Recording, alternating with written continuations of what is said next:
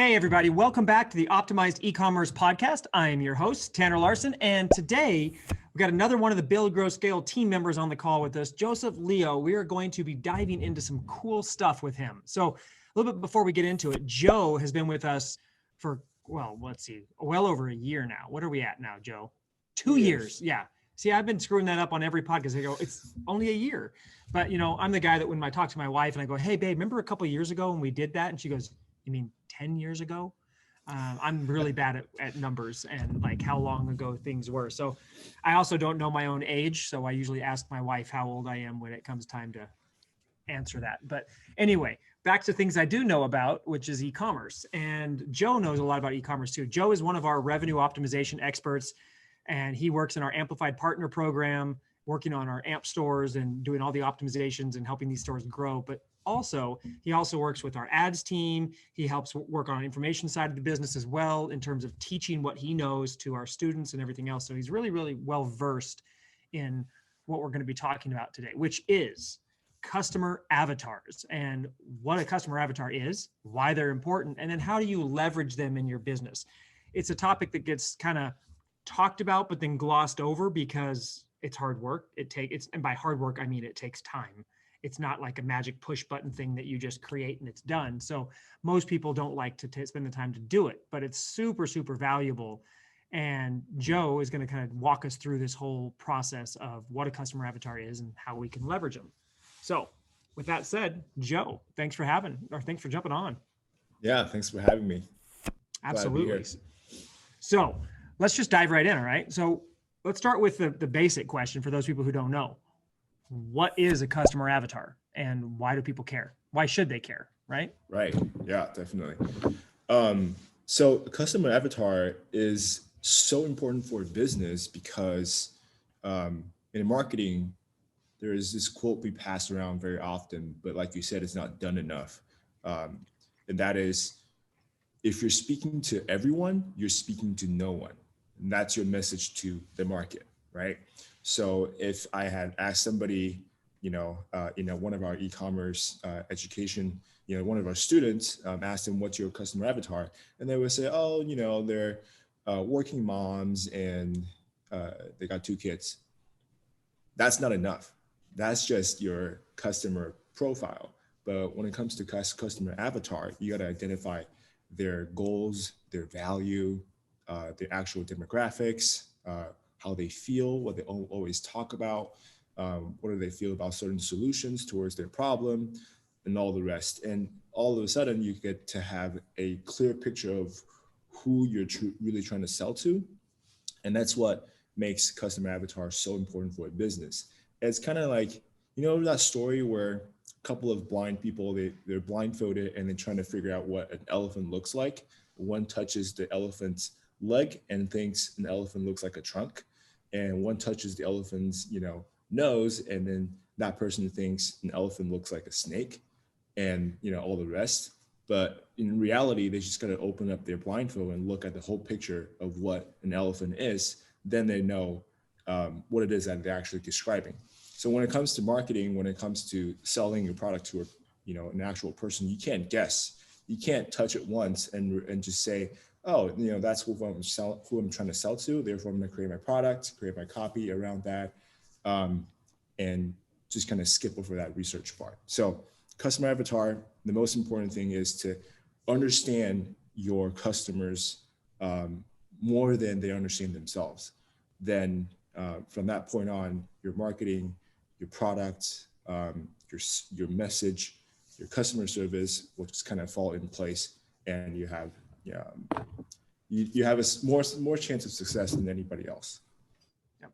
So customer avatar, guys, in a nutshell, like what he's talking about is it's this very detailed, all-encompassing snapshot of who your ideal target audience is. And, in some cases, your business may have multiple avatars. Typically, you're not going to see more than maybe 2 or 3, but it is possible that you do have more than one. Ideally, in a perfect world, you only have one. You can zero in on it. But as we get into this, it'll make more sense. But the other thing I want to touch on is very often people think their avatar is this. And then when they actually get into their data, it's something else completely. And we've seen that a number of times in our partner stores and stuff. We even had a client who was convinced that their avatar, because they're a 20-year-old company, and that their avatar was basically 55-year-old women, 55 plus year old women. Okay. And that was who their demographic was targeting, that, or excuse me, their marketing was targeting, their ads, their imagery on their site, their messaging, their verbiage, everything. When we got into Google Analytics and started actually doing everything and looking at the real data, we found out that they were actually around 35 to 45-year-old women. Okay. So now people think, oh, that's only, 10 to 20 years. That's what's a big difference. Think about you. Do you relate to someone who's 20 years older than you? Do you think about things the same way? You don't at all. And when we showed them that, they were mind blown, and they had to and then they realized that, man, they were successful in spite of the fact that they were marketing to the wrong audience. That 55 plus audience was less than 10% of their actual audience. So it's not uncommon to have the wrong avatar, or, you start with one, but as your business develops, your avatar changes. So this is something that kind of has to be, revisited from time to time. And that's crazy, right? That's like one of the most important RO work you can do on a site, what you can do for a business. You can optimize your site to perfection. You can have, everything done right. But if you're sending the wrong people to your product, they're not going to convert. Not at all. Yeah. So, okay, we've talked about kind of the overview of this. We've given them a little bit of an idea where we're going with this, but let's get into the nitty gritty. So let's start breaking it down. What are the different components that make up a customer avatar? All right, so let's knock it out. There's a lot we need to go through. So let's just knock it out. We got demographics. So obviously gender, is your product more suitable for women or for men? You got to figure this out. What type of age you're going for. We just spoke about that. And that really, talk about age, it really directly impacts your product pricing, because certain age range brackets have more disposable income, right? If you're selling products to 13 to 18-year-olds, they have to ask their parents for permission before buying anything. And then different age level have different disposable income level, all right? And then we got race, we got nationality, we got religion, income level, occupation, all relationship level, and the product, are they currently buying something from a brand that you're trying to compete with, right? How often do they buy those products? And other stuff like, that's kind of the demographic part. And then we're going to go into more on the customer profile side. So more like, what's their common pain points? What are they talking about your subject all the time? For example, if we're talking about car products, right? For a lot of people, it's either you go full garage with, let's say car polishing. For a lot of people, it's you got to have your own buffer, and you have to have your compound, your polisher, all that different levels of stuff. And then there are people who just want to have one single product that solves everything. It may not be as good as all the tough work, but hey, it gets the job done. So what are people talking about when it comes to what you're trying to sell? How do they feel? How do they think? That's, in a nutshell, that's the components of a customer avatar. And guys, when you do this, he's giving you the individual pieces, but you got to get nitty gritty in there. Like when you go into, let's say, relationship status, okay? Are they, single, married? Are they separated? Are they separated with children? If they have children, how many children do they have? What are they? What age group are their children in? This is especially important if you're selling to moms, okay? Because moms who have, babies, like in infants, or are very different in needs than some who have toddlers versus teenagers, okay? Or if you're selling to moms that are all over the place with lots of kids, then you need to know that as well. And these are things you literally need to build into your avatar. Now, obviously, every customer is slightly different. Not, if you say my avatar is women with 2 kids, now some women may have 3, some may have 1, some may have 4.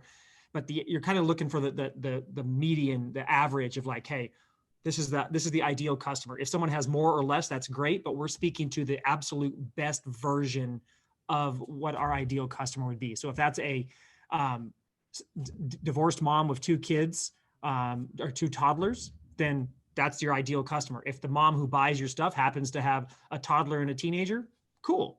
But you're speaking to that. You can't speak to everybody, so you have to narrow it down to one really core audience. And then it gets even more detailed into when you get into people like, oh, race and religion don't matter. Well, they actually do matter in certain types of products you sell, during different seasons of the year.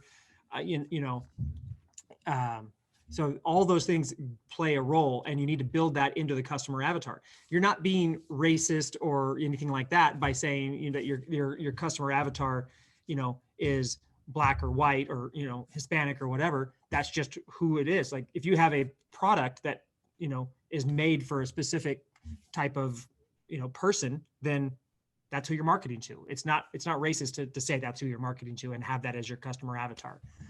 It's just factual. Okay. Yeah, definitely.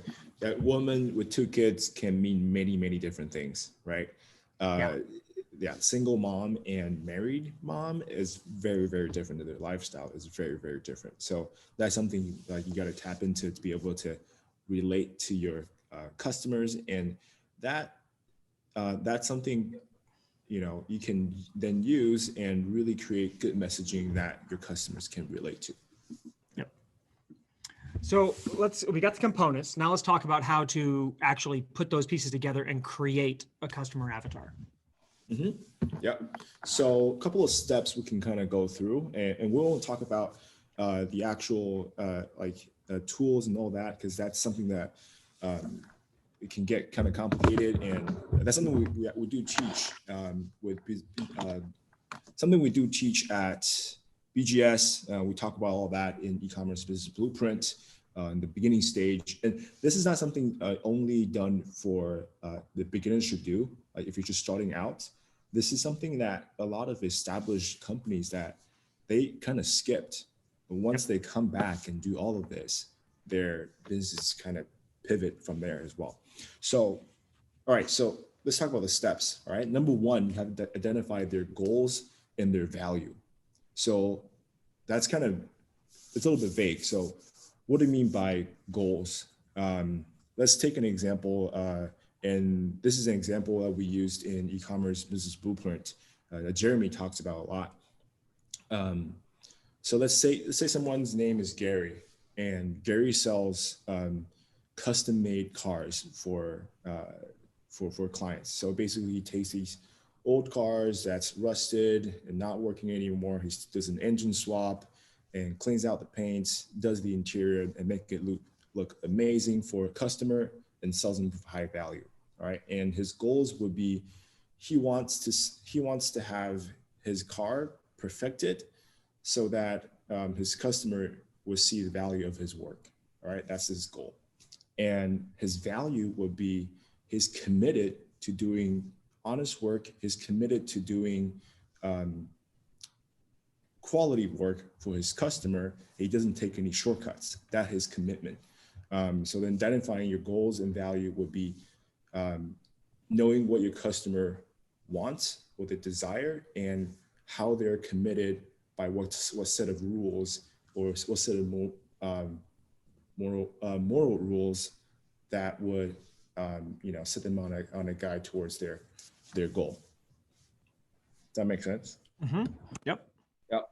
And then the second step would be, you got to find sources of information that your customers are getting their most of their day-to-day information from. So that includes like, what books do they read? What kind of TV show do they watch? What kind of magazines do they read to get their information about cars? Do they listen to any podcasts? Is there any YouTube channels that they always go on and binge watch? Is there any Instagram pages they follow? Type of events that only these car people will go to? Is there any gurus that they follow on the internet and get their information? Any influencers in the space that you could, potentially look at their messaging? And once you dive into each of them, you'll be able to actually look at, let's say podcasts, or let's say YouTube channels. Once you find where your customers are always spending their time, a lot of these social platforms have comments, right? And people love commenting on things they love and things they don't love. So if you look at a YouTube channel about some car, let's say Dona Media, they're one of the biggest car companies and content creation about cars on YouTube. Once you go into the comment section, if some guy in there is talking about specific coilovers for certain cars, and people will go on then commenting their questions, what they're excited about, what they hate about this thing. And once you dig in there, things that basically overlaps, like what people are talking about repeats a lot, that's what your market thinks. And you write that down and you move on to the next video. So this could take hours and hours and hours of work, but if you get it down and actually realize what people are talking about, that's something so powerful that so many of us have neglected. All right, so we got identifying their goals and value.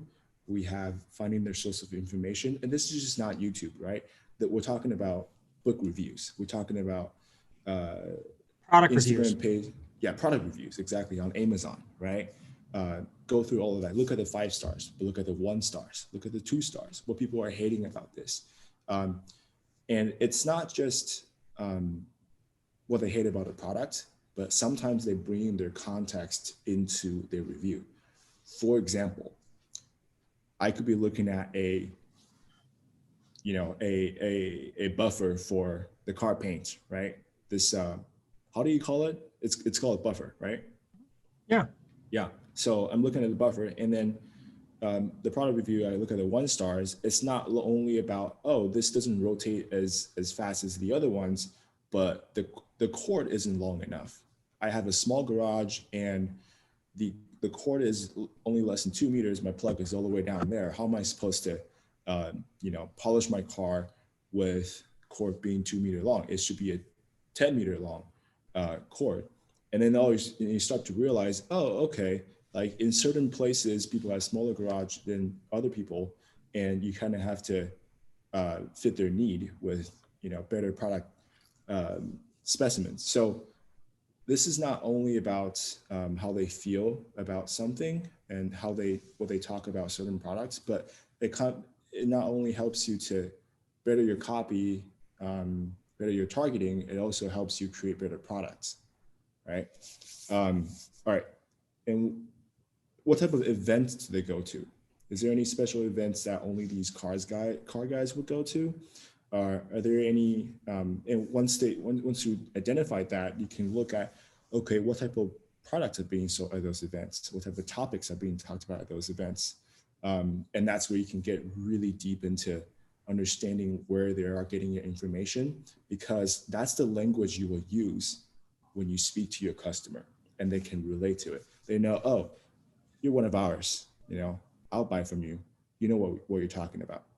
Yeah. All right, so that's finding the source of information. The next step is kind of what we talked about just now, is gathering their demographic information. So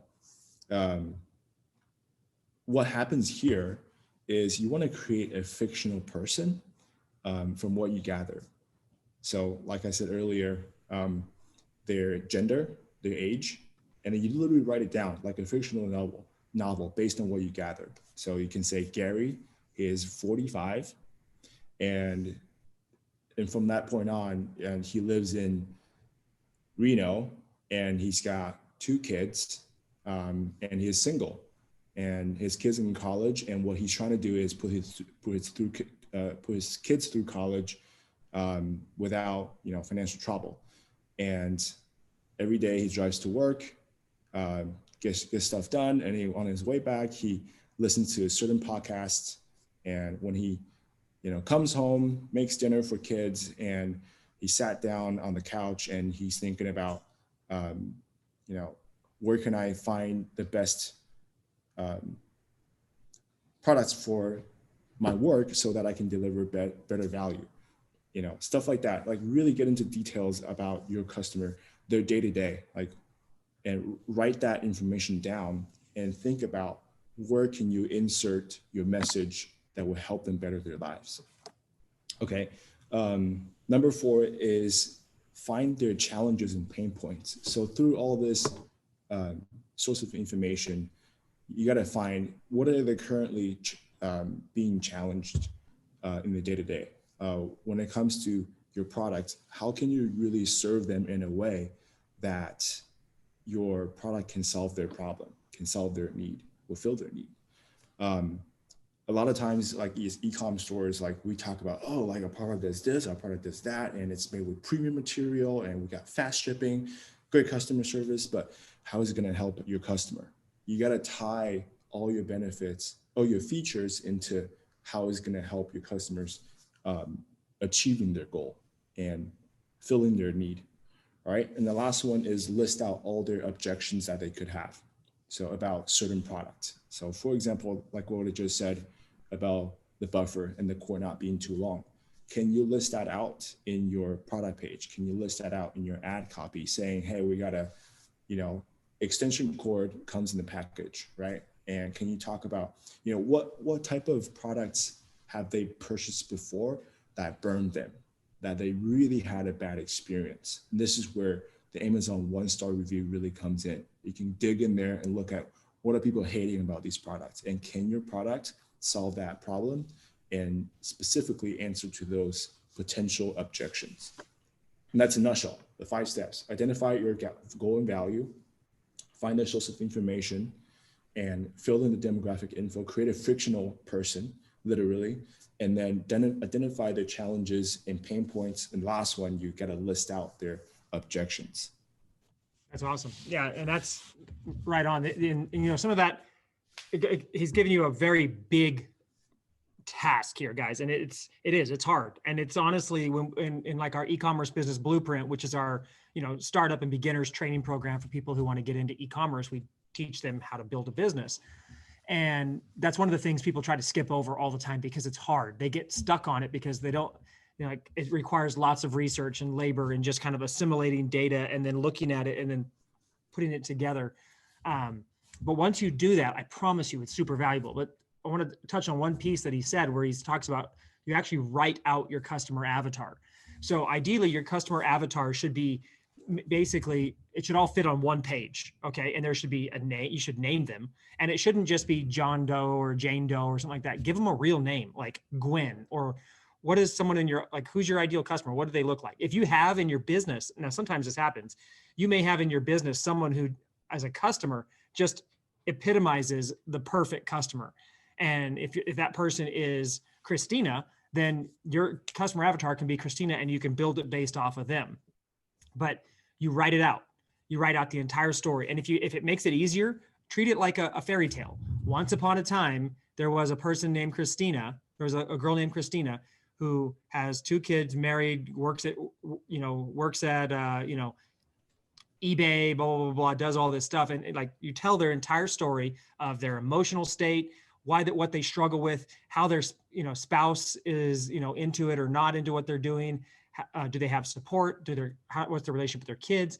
All of that. And you build this story. And then the hardest part is you go out and you find a picture. Okay. A picture of a person that is Christina. Now, if you did your job right, finding the picture should be harder than doing the demographic stuff, because once you've figured out the customer avatar, if it really is a good customer avatar, you'll realize that just not any picture will do, because you could go slap a picture on there like, that's not Christina. That's not my perfect audience avatar. So you keep finding that. And then what do you do with that avatar? We're going to get into that in a second. But one thing that I'll tell you is we have it, when we have our customer avatar, we actually print it out, and it's like a sheet and we give it out to people that need to have it in our business, because the idea is that once I have that avatar, everything I do in the business focuses on that person. I no longer have to figure out, how do I write my copy? What are they thinking? What do I need to say to the person? Well, if I can read this story, I know exactly how to talk to that person, right? Yeah, 100%. Yeah. So, there's a lot you covered, Joe. I want to get to this next point here, which was all of this stuff. right? There are lots of areas for mistakes, lots of things where people are going to screw up or cut corners or whatever. What's the number one mistake that you see people making when it comes to this? You might have seen different, but the one that I see is they skip the whole thing. They don't do it at all. Yeah. So Yep. number one, people when they create this is that they don't create it, and that's the Yeah. if you even do 50%, you'll outperform anybody else in the market. And if you do it right, if you do it like 100% and correctly, boy, you got some orders to fulfill, right? Mm-hmm.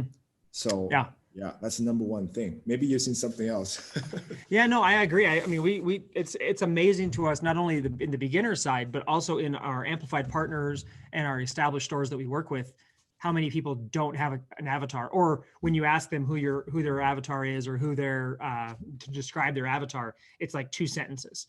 Right. It's women who drive BMWs or women who do yoga, or Right. something like that. And that is not an avatar.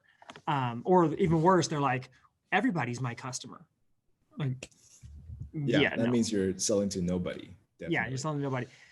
There's very few businesses where everybody's your customer, and there's really only one that I would say can actually take that name of saying that, yeah, everybody's my customer, and that's Amazon.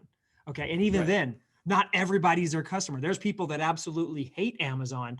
There's people who don't like to shop online, will never give Amazon their money, think Amazon's a conspiracy, all this stuff. So even then, it's not everybody. So there is no such thing. And so unless you're Amazon, everybody is not your customer.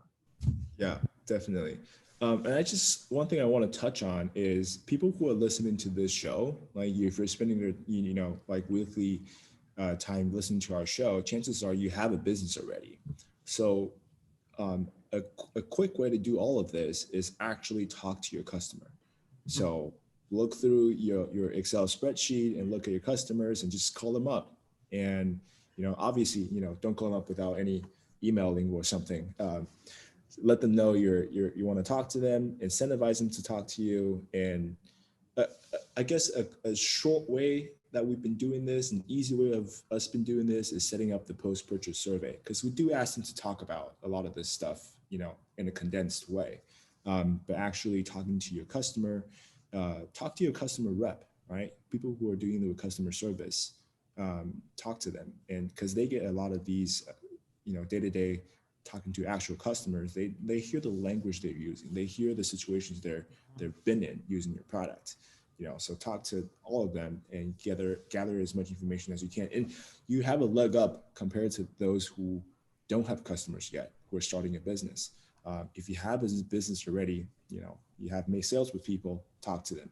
Chances are they're willing to talk to you because they know you already. Yeah. Absolutely. And you don't have to go to all your customers. Just do a sort and find out who your whales are, who are your best customers that buy the most, have the most repeat purchases, are the best to deal with. Look at those customers and go, okay, I'm going to talk to these 20 customers, and then I'm going to ask them all the same questions. And then I'm going to, assimilate all the data from those people, and boom, you've got a very, very, very good look at your avatar. Mm-hmm. Yeah.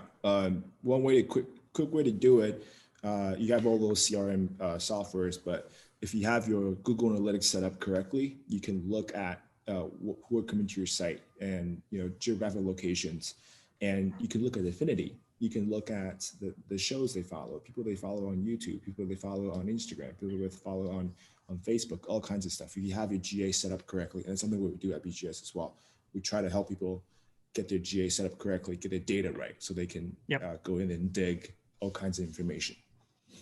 Totally. So we've kind of covered that. We know the mistakes, which is people don't do it, or they shortcut it, right? So what's the next piece is, okay, we've got all this information. I've written out my avatar. I know what it is. What do I do with it? Right. Yeah. You kind of touched on this a little bit just now, is you actually print it out and you look at your customer avatar, and whenever you're about to create an ad and you look at, okay, is Gary going to like this post? What does Gary like about it? What does Gary potentially won't like about it? Does this Gary's answer questions are his questions being answered? Are his objections being handled? Right. And okay, if that check all the boxes, Then you look at your landing page and you look at, okay, does Gary like this? Does Gary like that? What does Gary hate about this? What does Gary hate about that?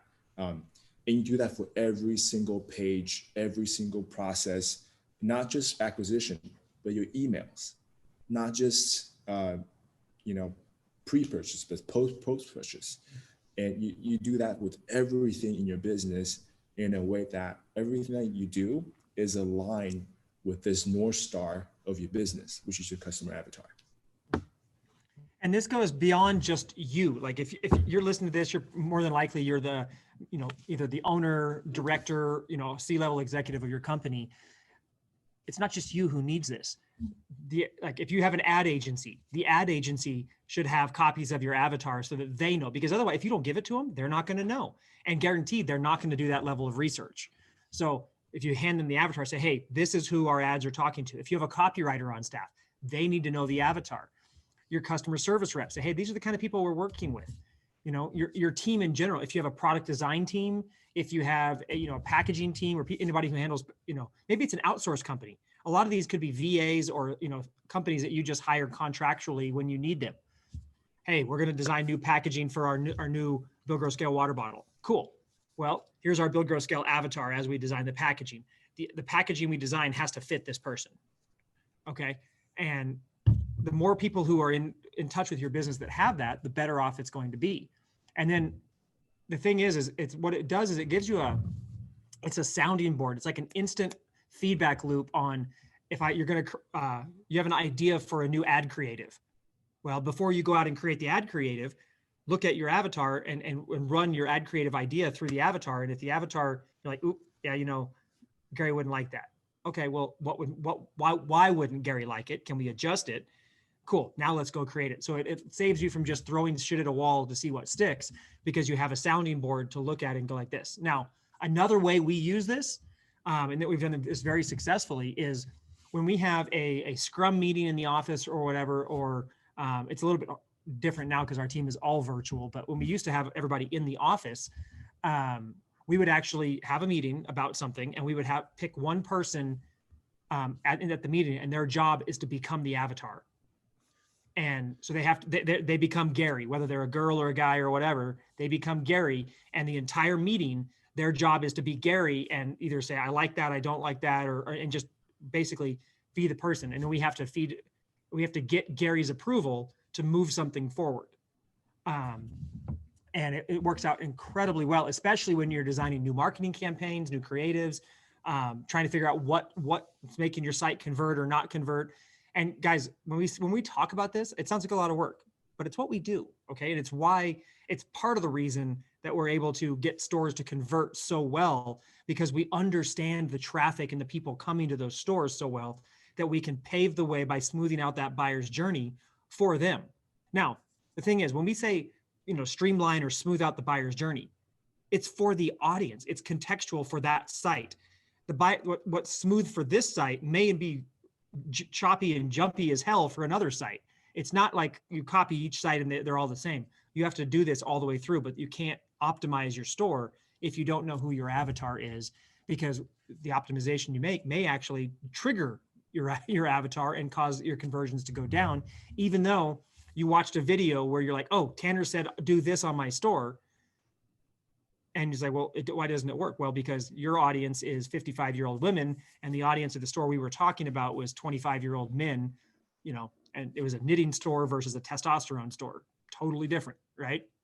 Yeah. So I resonate with that a lot, because I have friends who, e-commerce store owners, and they go, oh, CRO doesn't work. And I was like, what do you mean it doesn't work? It's my full-time job. And they just go, oh, I've tried all these stuff from, these blog posts, like, 72 ways to boost your conversion in 2020, and try all of them. They don't work for me. So I think that's bullshit. And you answered exactly that. You can't take what works for others and thinking it will 100% work for you. Because sometimes what works for their audience is a trigger for your audience, and they just, plummet your conversion rate. So you have to do this work. This is so important. Yep. And the thing is with optimizations, like Joe's saying, like there's a lot of optimizations that if we give you 100 optimizations, without fail, 30 to 40 of them will not work at all. Another 20 or 30 of them will work a little bit. And then about 20 of them, maybe 30 of them will be like, boom, and be amazing for you. And then from that amazing subset, there'll be one or two that just takes you to the moon. That's the normal thing. It's like the 80-20 rule. Everything kind of falls into that. The thing is when we do share our optimizations or we share CRO, it doesn't mean they don't work. They do work. What we're saying is, hey, if you don't know what to test this, try this. But what you can also do is you can take that optimization and look at your avatar and go, does this fit my avatar? And you can save yourself even trying to implement it. Okay. But you're better off testing optimizations. Don't just take them at face value and say, oh, yep, I'm going to put that on here because the blog post said it works. That's not the case. You have to take your control, which is what you were doing before, track all your metrics, add the new optimization, let it go for a period of time, to reach hopefully statistical significance, but many stores don't have enough traffic to get that. But you pick a period of time if you're going to do that, and you look, okay, during this period of time, we got roughly the same amount of traffic. Here's our numbers before, here's our numbers afterwards. Did this work? But the problem is, like what Joe's talking about, most of these people go through these blog posts, whether they're ours or anybody else's, and they put 10 optimizations in place at once. How do you know which one's making the impact? You may have one that's skyrocketing, but the other 9 are pulling it back down. So it looks like there's a wash. So you have to test in iterations and one at a time. You can't test everything at once. Yeah. Or even optimize everything at once.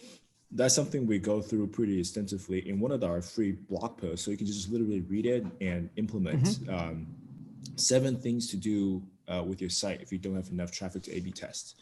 Sure. Look that up on our buildgrowscale.com and go through it. I'm sure you guys will love it. We go through stuff like this on a weekly basis. So, yeah. Absolutely. Yeah. Guys, there's a lot of stuff on the blog at buildgrowscale.com/blog where you can see our processes and how we go through all that. And, definitely a resource. If you like the podcast, you'll love the blog. Okay. So check that out. Yeah. Just on that, people who are, one of our friends, Richard, who's helping us with podcast production, their team is, who's dealing with an e-com store. They're actually doing an experiment, basically following our free blog post content and optimizing their store. And they're seeing a huge conversion rate increase already by doing. They've only basically followed one part of a 6-part blog series that they're going to go through in detail. And they're like, let's just try your free stuff and put it on the store. And they've done one part of part 1, and their store is already doing really, really well. So we're actually going to do a case study on that and have Richard on the podcast as well to talk about that and other things. But guys, what we're putting out, whether it's YouTube videos, podcasts, blog articles, third-party articles on Forbes or, wherever, Entrepreneur, things like that, it's all tried and true from the trenches, from what our team, which is, almost 60 people strong, does full time for massive stores, medium stores. We also teach it to our students. We get their data. The amount of data that Build, Grow, Scale collects from e-commerce ventures, sales, data, traffic, all that stuff, conversions. There's no other company on the planet that collects that much data from that many variety of different niches and then assimilates it, analyzes it, and figures out how to leverage it across the network of stores we have. And then once we have all that, then we share it with you guys. So everything we're saying is literally backed by data, and it's from the trenches information, so you can know it's good. And with that, guys, we covered a lot today. I hope you enjoyed the show. We'll have Joe back on for another episode soon in the future. And make sure right now, if you're on YouTube, you subscribe. If you're on iTunes or Stitcher or wherever else, you subscribe there and leave us a review or a comment wherever you are. And, just share the word. Like if you enjoyed it, share it with a friend. We'd love to get more people watching this and listening to the show. And we do this for you guys. So hopefully you like it. And if you have ideas for future shows or, guests or whatever else, let us know. We're always open to that kind of stuff. With that, guys, we will see you in the next episode. Thank you so much for being here. See ya.